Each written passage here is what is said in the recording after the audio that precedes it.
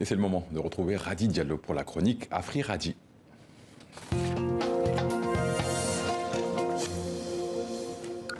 Bonsoir Radi. Bonsoir Salah. Financer l'achat d'un terrain en Afrique de l'Ouest par le biais d'une tontine, c'est l'offre proposée par une agence immobilière, Nawali, basée en région parisienne. Radi, comment s'organise cette tontine, pardon? Alors il s'agit de la tontine terrain, comme dans toutes les tontines.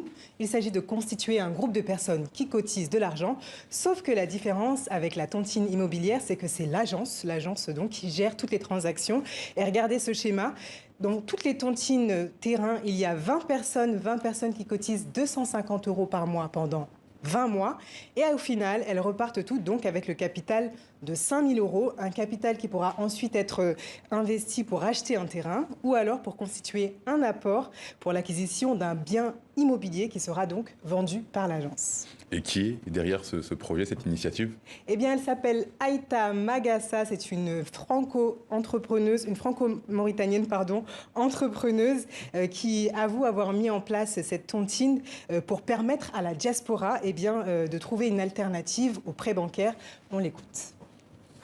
Effectivement, j'avais de plus en plus de personnes qui me demandaient à payer en plusieurs fois, qui demandaient à avoir des facilités de paiement.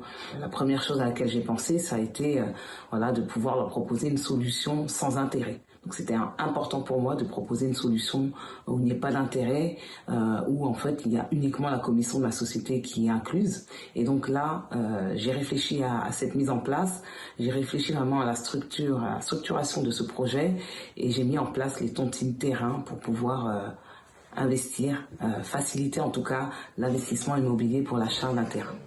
Donc avec cette formule de tontine terrain, l'agence a déjà accompagné plus de 250 personnes, des personnes qui ont pu donc acheter un terrain au Sénégal, au Mali, en Côte d'Ivoire, en Mauritanie, mais aussi en Gambie.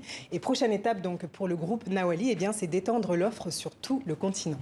Radi, pour finir, pour nos téléspectateurs, Nawali, ça veut dire quoi? Alors il paraît que Nawali, ça vient du soninké Nawari et ça voudrait dire merci.